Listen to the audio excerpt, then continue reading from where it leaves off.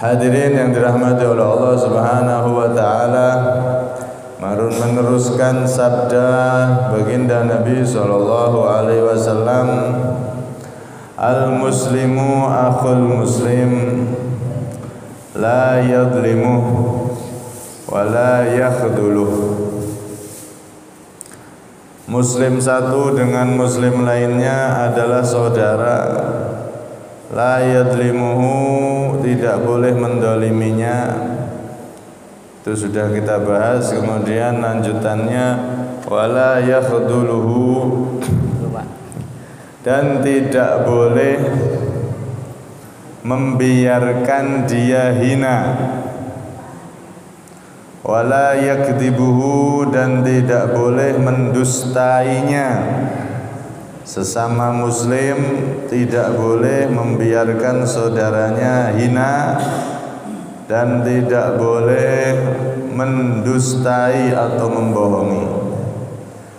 Kemudian wala yahqiruh, dan tidak boleh meremehkannya atau menghinanya. Jadi di sini Nabi SAW melanjutkan agar kita sesama muslim khususnya merajut persatuan dan persaudaraan, tidak boleh mendolimi. Satu. Kemudian yang kedua, wala yakhdhuluh, tidak boleh membiarkan saudaranya dalam keadaan hina.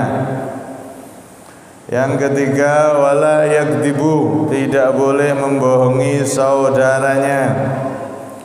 Wala yahqiruh, tidak boleh meremehkan atau menghina saudaranya. Wala yakhdiluh, di sini kita disuruh Nabi agar jangan acuh tak acuh saat melihat saudara kita muslim dalam keadaan hina, butuh bantuan, maka kita wajib membantu. Jangan malah dibiarkan padahal kita mampu untuk bantu. Beda halnya kalau memang kita nggak mampu, maka itu tidak ada pembahasan. Namanya orang nggak mampu ya sudah. Tapi kalau kita mampu saat melihat saudara muslim kita dalam keadaan hina, membutuhkan pertolongan, maka kita wajib untuk membantu semampu kita. Di dalam riwayat disebutkan man udilla indahu mu'minun falam yansurhu wa huwa yaqdiru ala an yansurahu adallahu Allahu ala ru'usil khalaiqi yaumal qiyamah. Barang siapa yang orang mukmin di dekatnya dihinakan, dia mampu nolong tapi enggak mau nolong, maka nanti orang tersebut akan dibalas oleh Allah, dihinakan di depan seluruh makhluk kelak di hari kiamat. Na'udzubillah min dzalik. Karena itu wajib bagi kita untuk membantu saudara kita yang sedang dalam keadaan hina atau membutuhkan bantuan. Di dalam hadis qudsi Allah Subhanahu wa taala juga berfirman, wa izzati wa jalali la antakimanna minadh zalimi fi ajilihi wa ajilihi wala antakimanna mimman ra'a madluman yaqdiru ala an yansurahu falam yaf'al. Wa izzati wa jalali, sumpah demi kemuliaan dan keagunganku, kata Allah, la antakimanna minadh zalim, sungguh aku akan menyiksa orang yang zalim. fi ajilihi, baik sekarang, wa ajilihi ataupun akan datang. Orang yang zalim akan aku balas sekarang atau akan datang. Wala andakimanna mimman ra'a madluman, begitu juga aku akan membalas, menyiksa orang yang melihat saudaranya didolimi padahal dia mampu untuk menolong, falam yaf'al, tapi dia tidak mau melakukan, tidak mau menolong. Orang yang dolim diancam oleh Allah akan diberi siksaan. Begitu juga orang yang melihat kedoliman, dia tidak mencegah kedolimannya. Saudaranya yang didolimi dia cuma lihat saja, padahal dia mampu untuk mencegah itu, maka orang yang seperti ini juga kena ancaman dari Allah Subhanahu wa ta'ala. Karena itu Nabi di dalam hadis juga menerangkan unsur akhaka zaliman au madluma. Tolonglah saudaramu dalam keadaan dolim ataupun didolimi. Maka sahabat heran, ya Rasulullah, kalau orang sedang dalam keadaan didolimi itu terhina, kita tolong. Iya, wajar, harus. Ada orang didolimi dalam keadaan hina, wajib kita tolong. Tapi kalau orang yang dolim, wahai Nabi, orang yang dolim kok kita tolong, itu maksudnya gimana wahai Nabi? Maka dijawab oleh Rasulullah, cegah kedolimannya. Kalau orang yang didolimi kita bantu, kita selamatkan. Kalau dia hina kita muliakan, kita angkat. Tapi kalau orang yang dolim, kita juga tolong dia dengan cara apa? Kita nasihati, kita rem dia, kita cegah dia agar berhenti dari kedolimannya. Nah, di dalam riwayat yang lain, Allah Subhanahu wa ta'ala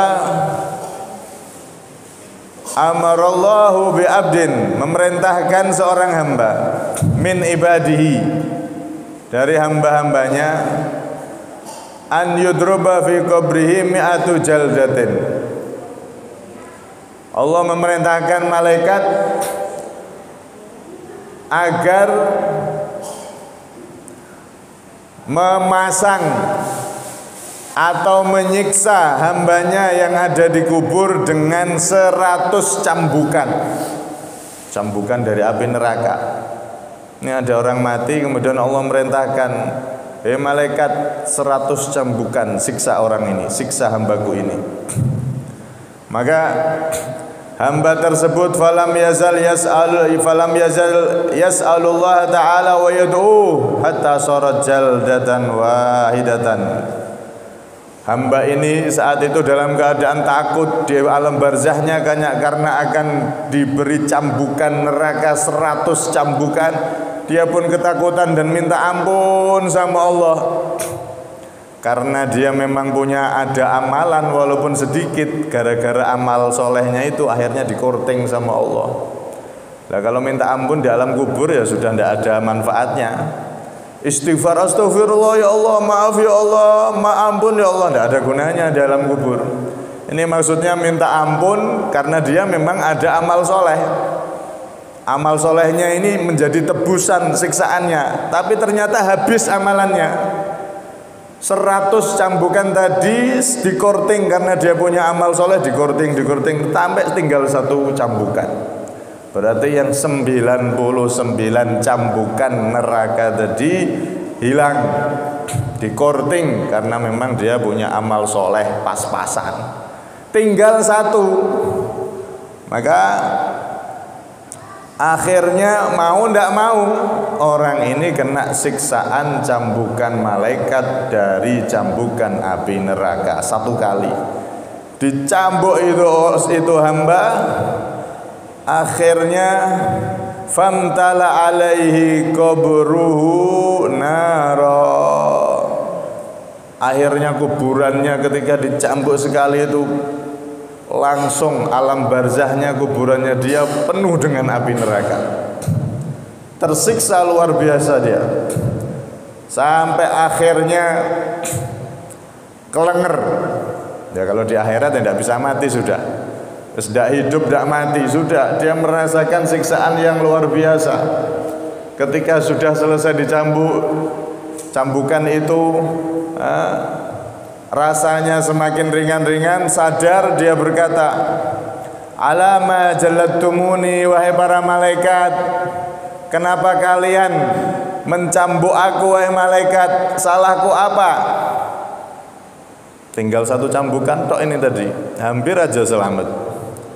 Maka dijawab oleh malaikat, innaka shallaita sholatan bi ghairi tahur.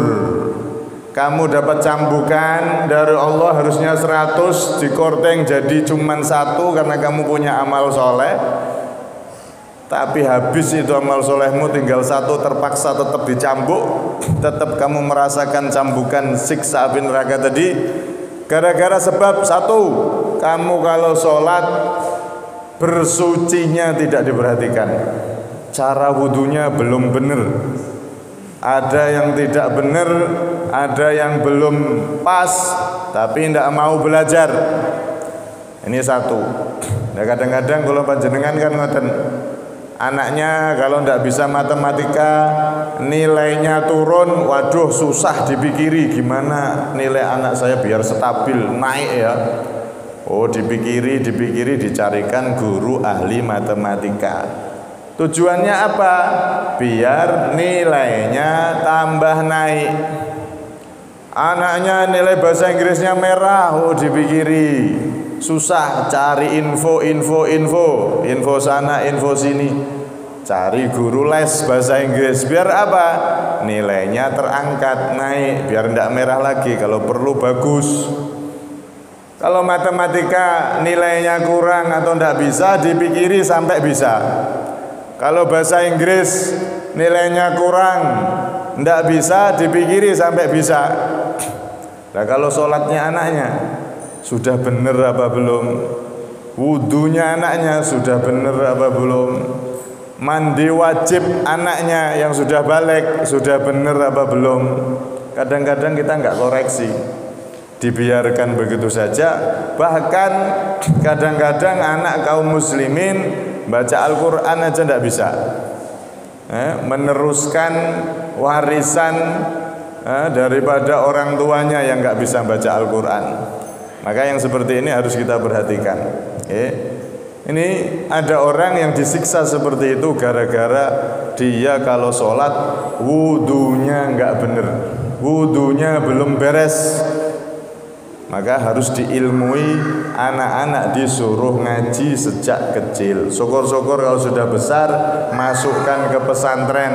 Pesantren mana saja boleh, yang penting ahlus sunnah wal jamaah, agar anak kita tuh tahu dengan benar cara ibadah yang benar gimana, cara sholat yang benar gimana, cara wudhu yang benar gimana, baca Al-Quran yang benar gimana. Sehingga nanti dia mau jadi apapun itu, mau jadi profesor, mau jadi doktor, mau jadi ini itu, ilmu agamanya sudah lengkap, sudah benar, insya Allah jadi orang yang selamat. Jadi pejabat, jadi ini, jadi itu, selamat insya Allah kalau ilmu agamanya, ibadahnya benar. Orang itu kalau sudah ibadah benar, dapat rahmatnya Allah, dinaungi bimbingan dari Allah, hidupnya semakin tentram, semakin bahagia.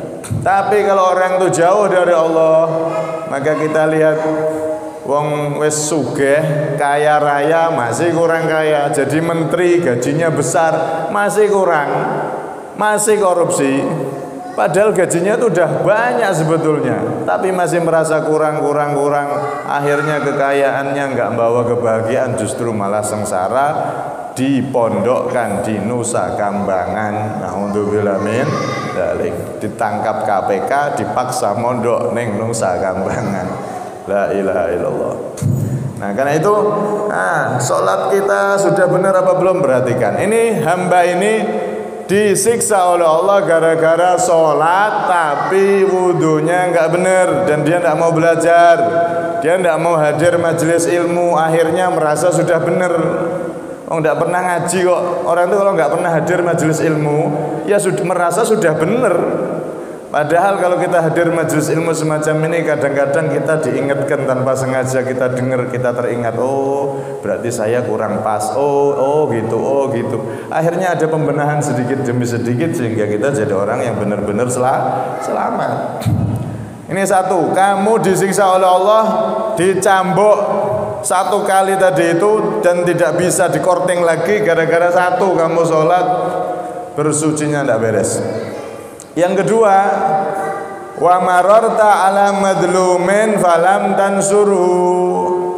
Kamu berjalan ketemu sama orang yang didolimi. Orang yang didolimi kamu mampu membantu tapi kamu biarkan. Ada orang dijotosi, kita mampu misah, mampu membantu, malah dijarno wis ben bonyok. Nah, lewat gitu aja. Dia acuh tak acuh. Ada saudaranya yang dalam keadaan hina, diajar, dibuli ataupun apa itu diganggu, padahal dia mampu untuk membantu, mampu untuk meringankan, malah dia lewat begitu saja, dilihat kayak tontonan. Bahkan kalau perlu diadu, ayo. Nah, ini gara-gara itu kamu pernah lewat ketemu ada orang didolimi, kamu biarkan padahal kamu mampu membantu. Akhirnya si hamba ini disiksa dengan cambukan api dari neraka. Naudzubillah min dzalik. Karena itu setiap ada orang yang butuh bantuan dalam keadaan hina, kepepet karena didolimi oleh orang lain, maka kalau kita bisa bantu. Jangan jadi orang yang acuh tak acuh membiarkan saudaranya dalam keadaan hina. Naudzubillah min dzalik. Kemudian wala yakdzibuh, kata Rasulullah, kita tidak boleh membohongi sesama muslim. Tidak boleh bohong. Bohong ini termasuk dosa yang identik atau ciri khasnya orang-orang yang enggak beriman. Innama yaftaril kadzibal ladzina la yu'minun.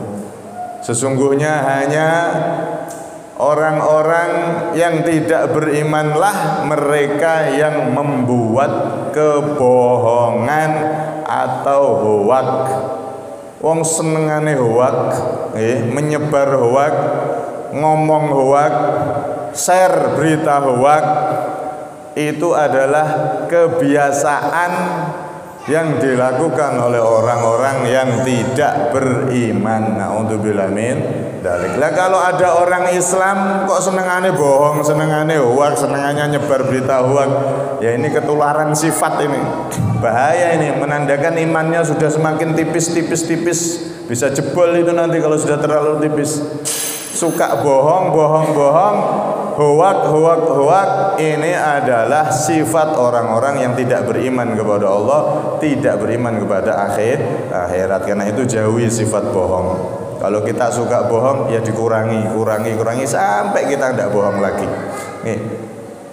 Karena dalam riwayat Nabi SAW pernah bersabda begini, idza kadibal abdu taba'adal malaku anhu maila min najni ma jaa bih. Ketika seseorang itu berbohong, maka malaikat menjauh dari orang tersebut sejauh 1 mil. 1 mil niku kurang lebih 1,5 kilo. Malaikat rahmat menjauh dari dia. Setiap dari kita kan ada malaikatnya, ada malaikat rahmat yang menjaga kita. Kalau enggak dijaga malaikat, wah bahaya. Allah Subhanahu wa taala itu saking rahmatnya, setiap orang itu dikasih penjagaan malaikat rahmat, yang mana dengan penjagaan malaikat rahmat tersebut setan, iblis niku ndak bisa semena-mena sama manusia. Iblis itu kan ilmunya hebat, sihirnya luar biasa. Rajane sihir ya iblis, rajane ilmu hitam ya iblis, nggak ada yang lain, sudah iblis ini paling sakti. Dajjal ya kalah. Dajjal itu anak buahnya dia, paling rajanya raja ilmu hitam, rajanya raja kejahatan ya iblis. Iblis ini kekuatannya luar biasa, tapi dia tidak diberi kemampuan untuk memaksa manusia. Moro-moro teko iblis, tak cekik kamu kalau enggak keluar dari Islam, naik sholat terus tak cekik, tak pateni, enggak bisa. Iblis tidak bisa. Kenapa? Karena setiap dari manusia ini dilindungi oleh Allah dengan malaikat-malaikat rahmat, seakan-akan seperti pagar tadi itu, sehingga iblis tidak bisa memaksa manusia. Bisanya cuman godo, bisanya cuman reka daya aja, membisiki bisikan-bisikan agar kita maksiat, agar kita melakukan kejahatan ini itu, kesalahan ini itu, cuman bisikan-bisikan, dorong tok. Tapi kalau maksa, dia menampakkan diri, langsung maksa dicekik, langsung maksa dilempar, tidak bisa dia. Iblis tidak bisa memaksa kita, karena kita dilindungi malaikat. Nah, malaikat-malaikat rahmat itu, kalau ada orang bohong satu kali, mereka menjauh 1,5 kilo, 1 mil. Kalau sudah orang itu sering bohong, maka dia akan dengan mudah dikuasai iblis. Akhirnya, makanya ada minal jinnati wan nas, ada orang itu karena saking dijauhi oleh malaikat, akhirnya dia dikuasai iblis, bahkan dia pun jadi cabang daripada sifat-sifat iblis, sifat-sifat setan. Menungso tapi kelakuannya iso dadi koyok setan. Nauzubillah min dzalik. Kenapa seperti itu? Karena dia jauh dari malaikat-malaikat rahmat, sehingga yang mendekat setan-setan kerumun sama dia, bahkan dia pun jadi setan yang berbentuk manusia. Saking bejatnya, saking dia itu dikuasai hawa nafsunya oleh iblis dan setan-setan tersebut. Nauzubillah min dzalik. Nah, karena itu jangan pernah kita bohong. Bohong ini sekali aja malaikat nyingkir sejauh itu. Bohong meneh, wah tambah jauh lagi. Bohong lagi, tambah jauh lagi. Kenapa? Karena baunya yang luar biasa. Bau busuk dari kebohongan itu dicium malaikat, baunya ndak karu-karuan, mereka ndak kuat. Akhirnya mereka menjauh. Kayak kita, moro-moro ada bau misterius dari sebelah. Tit. Waduh, baunya nendang-nendang alias alkentutu. Umpama baunya itu enggak hilang-hilang, otomatis kan langsung kita menjauh. Kenapa? Wes enggak kuat, selang geblak. Begitu juga kebohongan yang keluar dari mulut kita, itu baunya lebih bau daripada alkentutu tadi itu. Lebih bau dari kotoran, lebih bau dari apapun. Saking baunya itu malaikat menjauh 1 mil, 1,5 kilo. Saking baunya kebohongan. Karena itu di sini Nabi ngajari kita, menegaskan pada kita, jangan pernah bohong. Kalau suka bohong dikurangi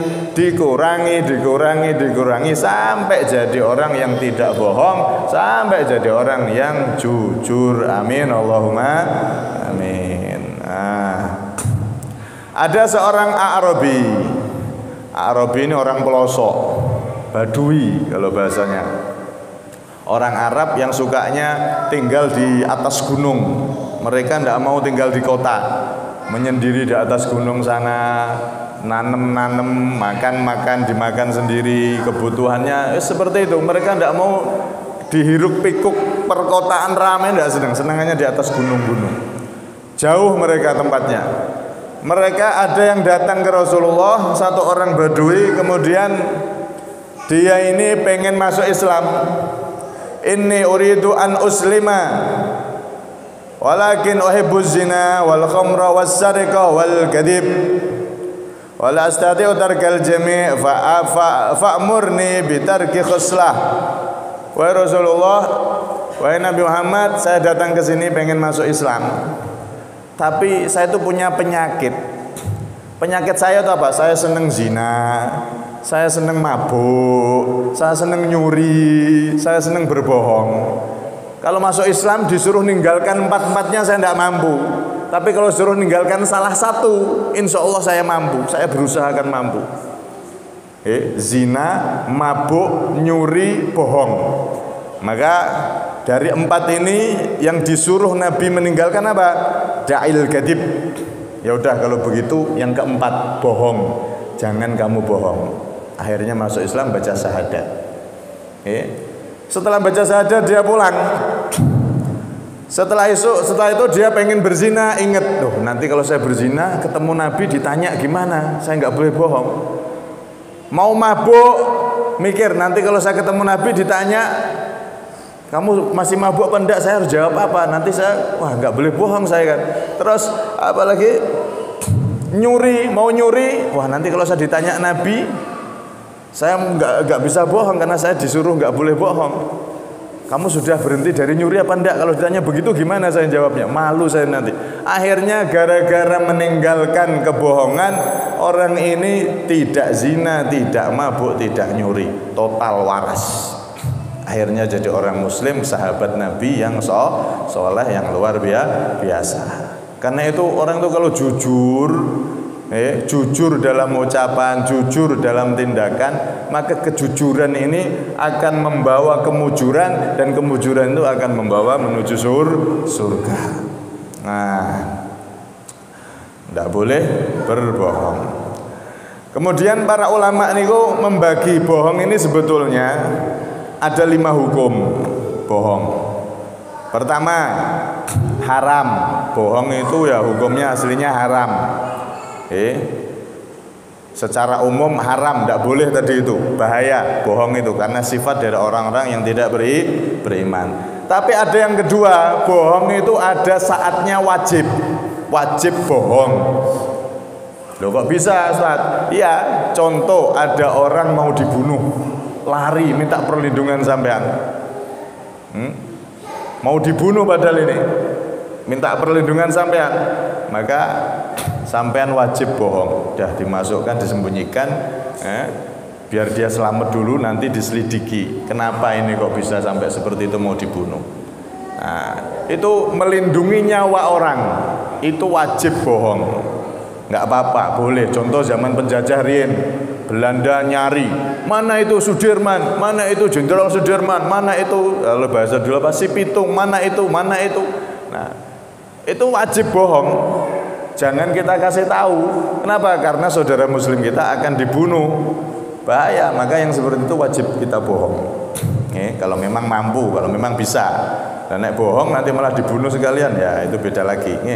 Kemudian yang ketiga, ada kalanya itu sunnah. Bohong itu sunnah. Ini kasusnya seperti apa? Kasusnya seperti orang-orang yang nyerang Islam. Kalau di sekarang itu kayak di Israel sana. Nah, kita di media sosial misalkan bareng-bareng nyerang media sosialnya, wah sebentar lagi pasukan Islam akan datang, kalau kalian tidak berhenti akan datang. Nah, itu supaya menakut-nakuti mereka agar ngerem serangannya. Maka yang seperti itu hukumnya sunnah. Mencegah, ngerem orang-orang kafir yang memerangi Islam agar mereka tidak semakin beringas. Walaupun dengan bohong, berita bohong tidak apa-apa, itu sunnah itu. Nah, biar mereka ngerem, tidak sembarangan, tidak brutal. Nah, itu boleh berita bohong seperti itu, karena tujuannya untuk ngerem mereka atau ngendori mereka. Kemudian yang keempat, ada kalanya makruh.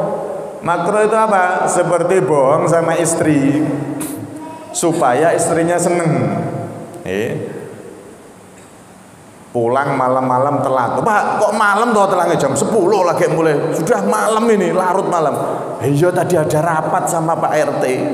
Rapat dadakan, padahal ngopi. Tapi istrinya biar seneng, biar tidak ngamuk. Oh, rapat ya wis, tak kira nek napa jagongan gono gunane ngopi ngono. Ngapusi. Nah, itu tidak apa-apa, Pak. Ini sebetulnya rahasia ya. Nah, itu perempuan kalau kita bohongi terus dia biar tidak marah, biar seneng, itu tidak apa-apa hukumnya, boleh. Karena memang ya jurusnya laki-laki itu kebanyakan ya seperti itu. Cuman bohong-bohong dalam urusan agar perempuan itu tidak marah dalam urusan-urusan yang seperti itu tadi. Bukan bohong-bohong yang haram ya. Contoh, ini kok sampai dapat uang dari mana? Oh, ini hasil kerja saya tadi itu dapat borongan atau dapat apa gitu, padahal hasil slot. Nah ini ya tidak boleh. Itu ya tetap haram, hasil slot. Ini maksudnya bohong dalam hal-hal yang bukan maksiat, bukan dosa. Nah, agar istrinya itu enggak marah. Nah, itu boleh hukumnya, tapi makruh. Makruh itu kalau dilakukan enggak dosa, ditinggalkan dapat pahala. Wah, daripada jujur malah iki engko sampai jam 12 ngoceh iki. Wis barapat mbek Pak RT tenan, suwer-suwer, sumpah-sumpah. Nah, bohong ini. Maka ini seperti ini dia kebohongannya hukumnya makruh. Ya, makruh. Nah, kemudian yang selanjutnya mubah.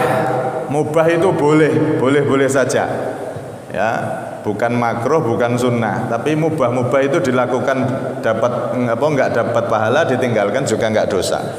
Ini seperti apa? Mendamaikan orang yang berseteru. Ada orang atau ada dua kelompok tengkar, nah sampeyan nasihati dengan bohong. Loh, mereka aslinya tuh seneng sama kelompoknya kamu tuh salah paham aja. Mereka tuh nggak ngomong seperti itu, aslinya tuh mereka ngomong gini.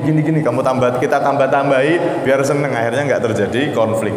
Itu malah hukumnya mubah. Bahkan kalau memang sampai kalau kita tidak bohong untuk mendamaikan, maka bohongnya nanti bisa naik derajatnya, itu bisa sunnah bahkan bisa wajib.